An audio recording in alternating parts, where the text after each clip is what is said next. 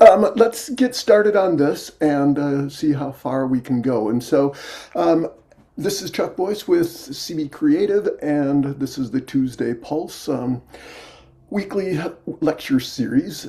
Today we're building on what I started last week, which was looking at how to look at your project from a what's the problem first rather than look at the tool first. And so if you're going to be bringing AI or automation into your environment, you're going to want to know your processes, how it's going to affect your staff, and how to implement AI based on solving a problem rather than here's a cool tool. And so going into this, promises that you can convert a system map into a clean workflow, document it into a simple standard operating procedure, build a reusable workflow prompt, and then once that prompt has been fine-tuned, then like last week, turn it into a GPT or a Deal.ai app or some other automated version so you don't have to keep repeating, cutting and pasting the same prompt over and over.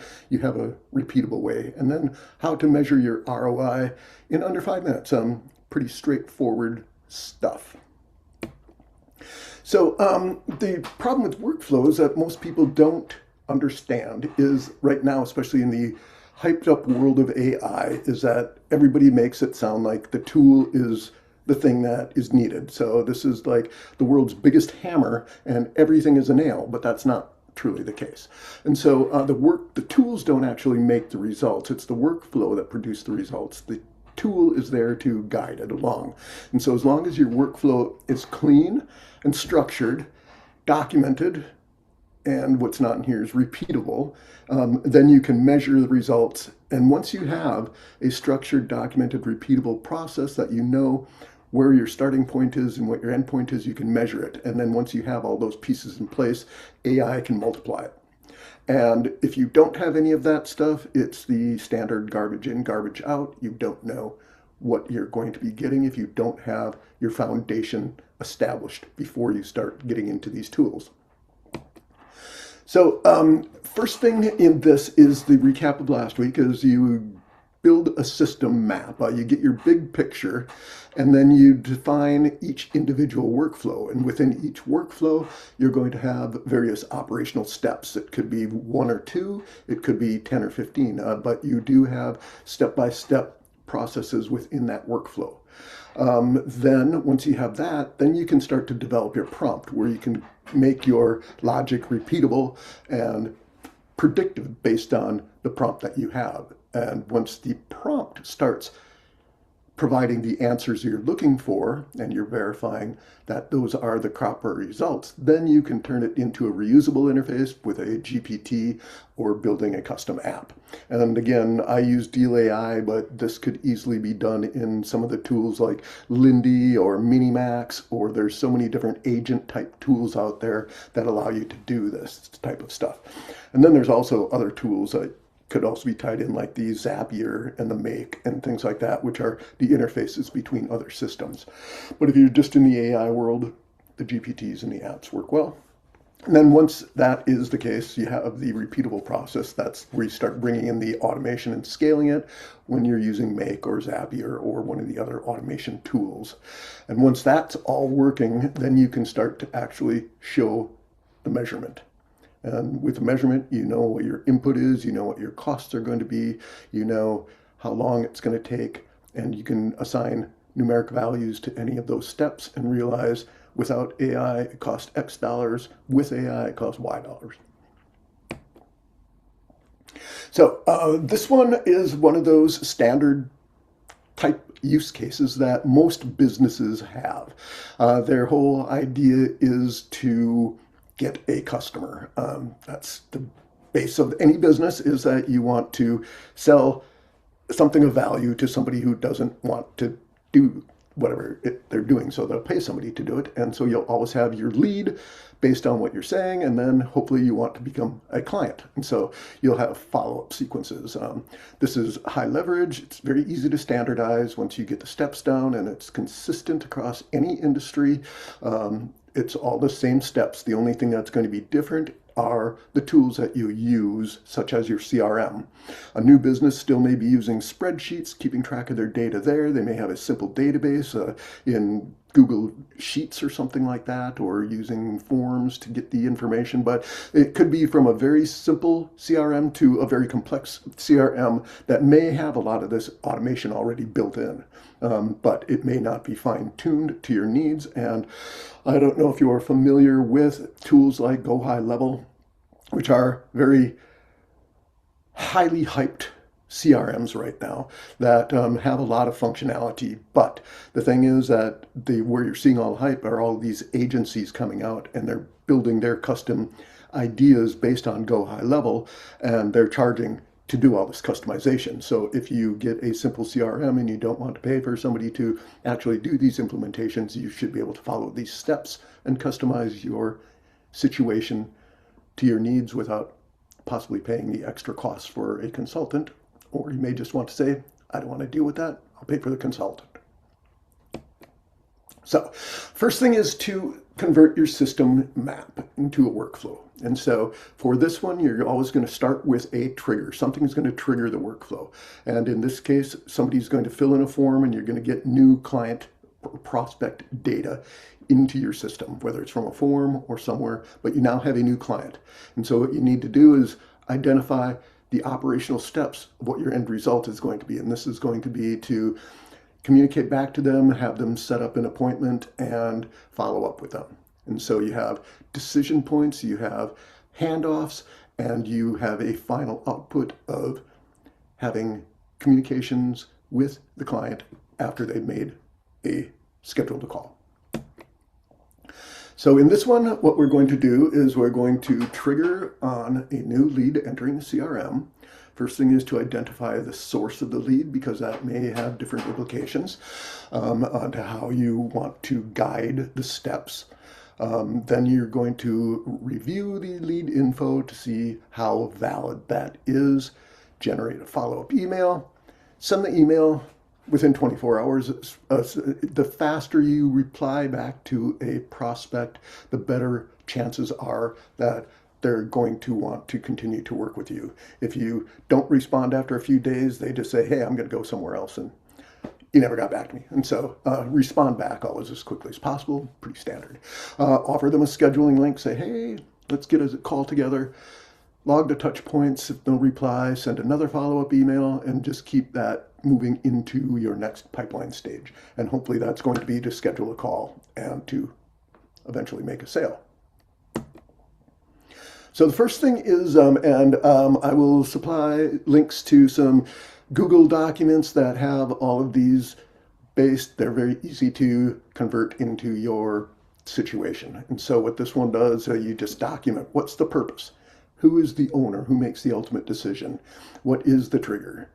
What are your inputs? What are the steps, decision points, and outputs? And so with a simple document, and this could be then turned into a Google form, it could be in a Notion database, it could be in any way that you're collecting that information.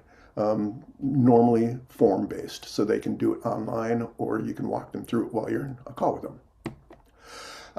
So this is the template that will be provided, and this is just a craft-based workflow. And if you recall from previous sessions, craft is context, roles, audience or action, the format, and the tone. And so here we're acting as a client success assistant, and we're going to follow a workflow for whatever industry you want.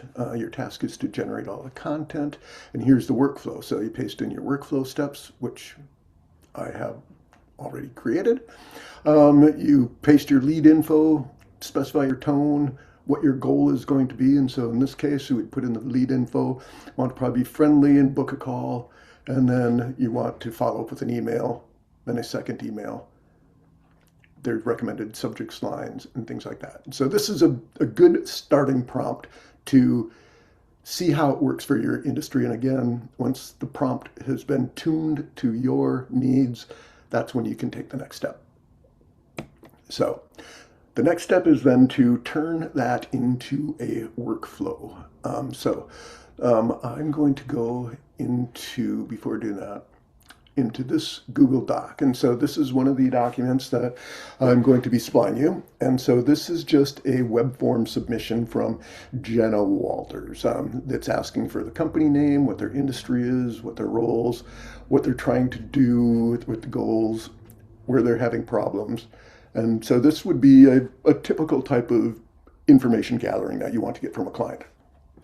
And the next step then would be to look at the workflow. And so translating this into a mapping process. And so this is going to be a lead to client follow-up workflow. The owner is going to be the success manager. Purpose is to respond quickly and consistently. The trigger is a new lead coming into your CRM. Provide the information, what their niche is, their desires, and then here are the steps that are required. And so first thing is to identify the lead. Where did it come from? How to generate what type of email? Will there be follow-up emails? And so this is the consistent step-by-step process that will be used for every client. Again, once you have those steps down, it's easy to turn it into an automated system. You have your different decision points, and you can have multiple decision points depending on how complex you want to make this. Always start simple, validate, and then add complexity as you go along. The handoffs are from marketing into the sales owner, so they'll get the lead capture system and hopefully then follow up with a sales call. And so your book discovery call is going to be the next step. So turning that into, now we have a workflow example of all the things that are required. Next thing is to create your standard operating procedure. And so you give it a title, the version, again, everything that you've just created from your workflow, your purpose, the scope, the requirements, prerequisites, and all of the procedures. And now we're doing a little bit more. Instead of just identifying and reviewing, we're now actually putting concrete steps. And so confirm the leads are complete, add a tag so you know where they're coming from, somehow how to quickly find them. If you're doing searches through a list of customers, the tags are really important to know, either by source or by other identifying features.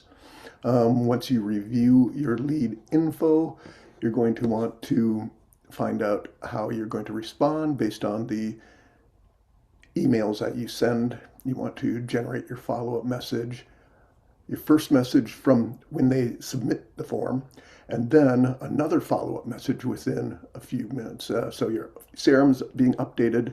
If they're not replying back, you're sending more emails. And so this is your standard operating procedure. You have every document, every output documented. So if we use this reusable prompt, I just pasted in the lead info, and because chat was down, it's still down, it's still thinking. So I went and did this in Claude instead of ChatGPT. And with Claude,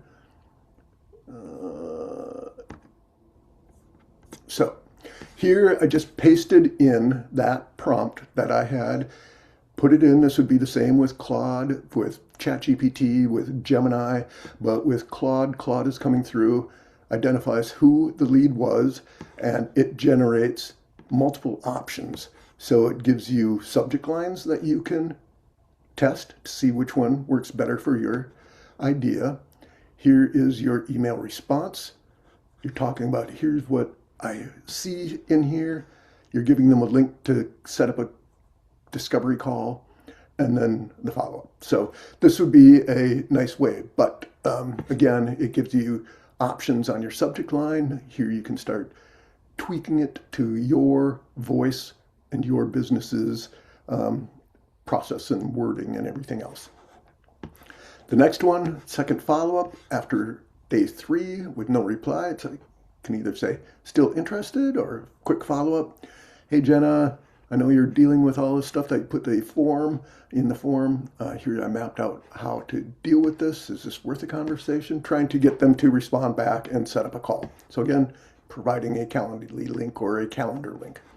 And then you're updating your CRM with today's date. You're adding more details for that. You're sending the the emails and the dates, you're queuing it up for the next dates, and so you're starting to track everything within your CRM. Again, your CRM may have automated a lot of this stuff, but if you're starting out and you're still using spreadsheets and things like that, this just documents ways that you can document every step along the way.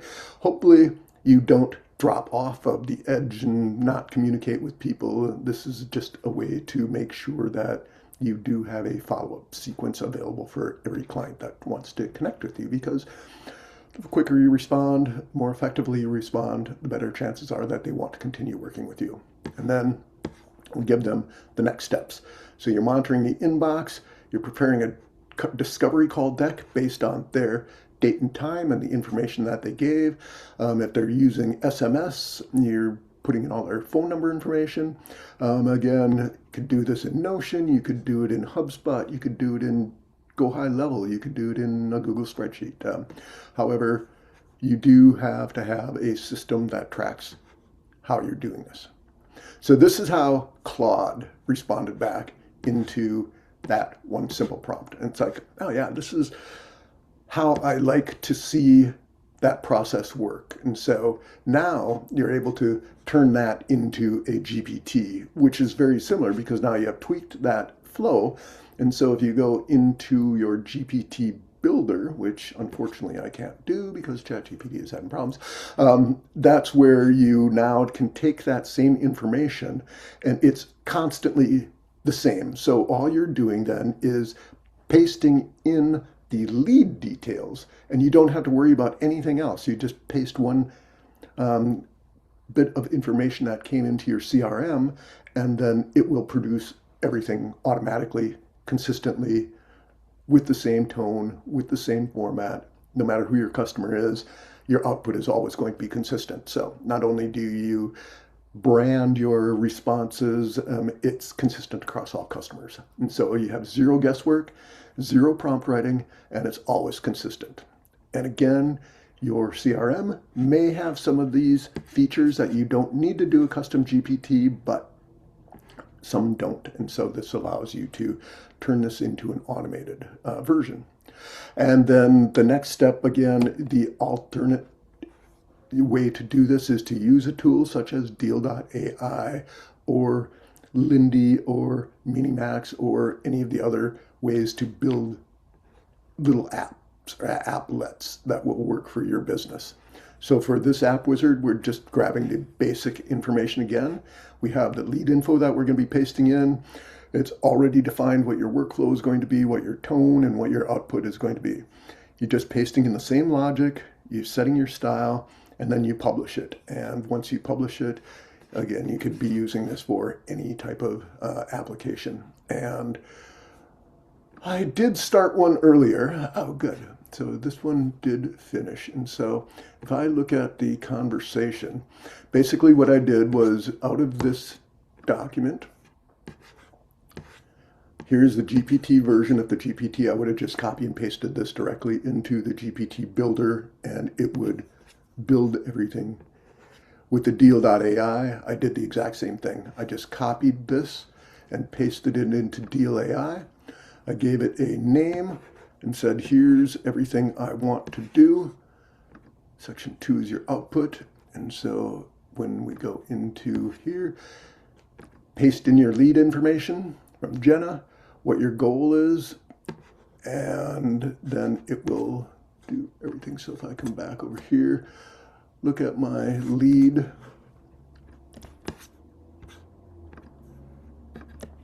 paste this in here. The goal is to schedule a demo.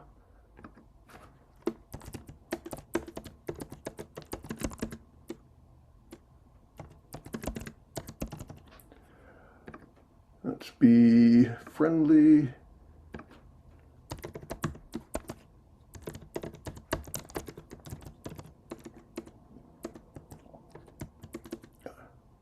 Sticky keyboard today.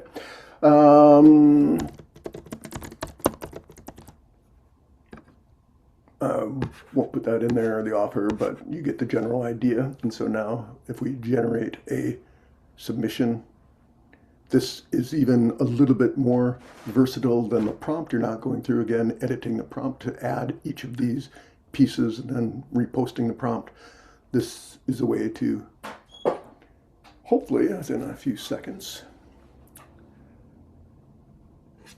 So while that is working on that, that is really the steps for turning it into an application. So the next step after you have your app, it's measuring the impact of this. And so your mini formula is going to be how much manual time minus your workflow automated AI time times the frequency you're doing this task every week and the hourly value.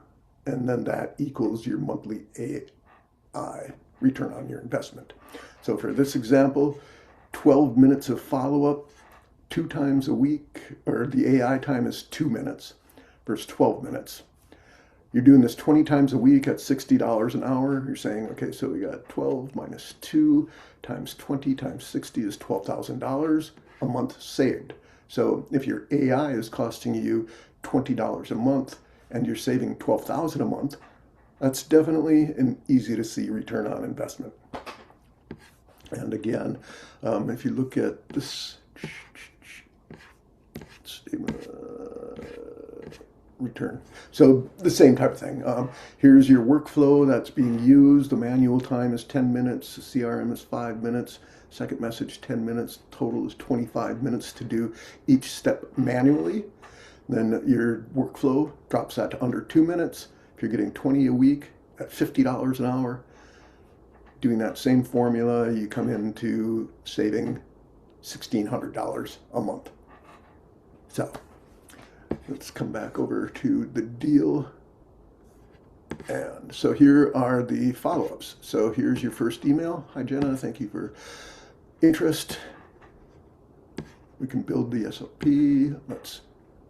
If I would have put the scheduling links in, the scheduling links would have also been included, allowing her to do a quick copy and paste this into your email system with the links. Here's your follow-up and any alternative follow-ups.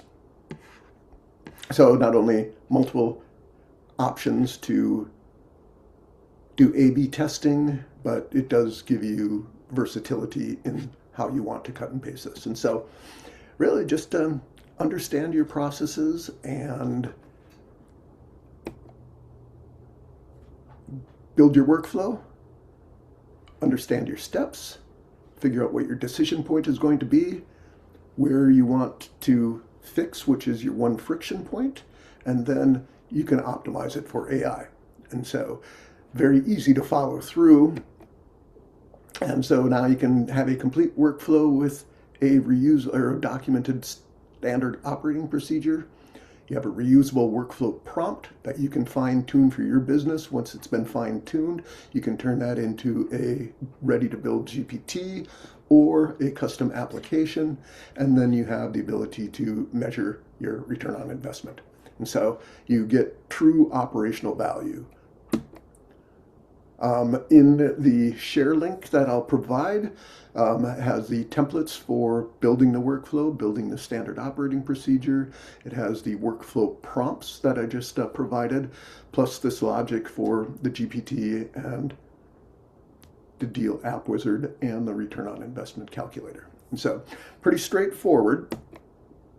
And next week, I'm not quite determined if I want to continue on with this and look at how to integrate Make and Zapier. I think that might be too much to try to match to multiple industries. And so I may just look at comparing and showing the differences of what improvements have been coming out into the various tools of Chat, OpenAI, Gemini 3, especially Google Gemini 3. I've been focusing most of my efforts up until last week on Chat GPT and OpenAI. If you're not aware, Google released Gemini 3 last week, and the image tools are absolutely amazing, what you can do with them. The video tools, a lot of the other things, it ties into their notebook LM. So Google is really stepping up the game a lot. And I don't know if you're familiar with Salesforce and Mark Benioff. So he saw a demo of Gemini 3, and he made the decision that Salesforce is going to move away from OpenAI to Google because of he saw that difference. And just by one demo, he changed the entire technical direction of Salesforce. So that is something else. And so, yeah, I think I'll dive into Gemini next week and just show a comparison between that and Claude. But outside of that,